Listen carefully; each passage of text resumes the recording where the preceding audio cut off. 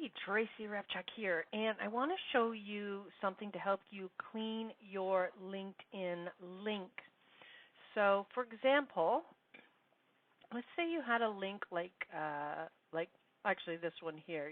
It's actually above. Let me show you kind of what it is. How can I paste this somewhere for you to see?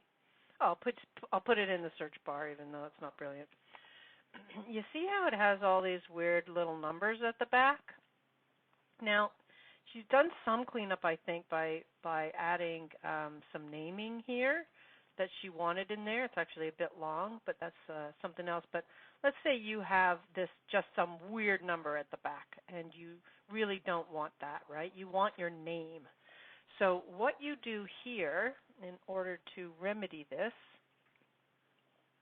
is you will go to your profile. I've come to my profile now.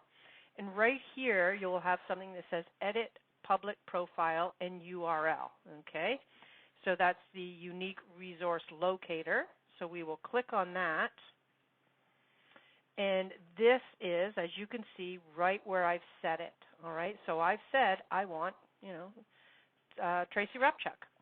And so you'll type this in. If it's available, it's going to let you keep it. If it's not, it's going to tell you. And then you're going to have to just play a little bit to get something as close to your brand and alignment as possible. But you would just hit your edit right here, and then you would modify this one section. I'm going to hit cancel because I'm happy with mine, but this is where you do it. So that is step one of really getting your profile aligned to your brand in LinkedIn. All right, bye for now.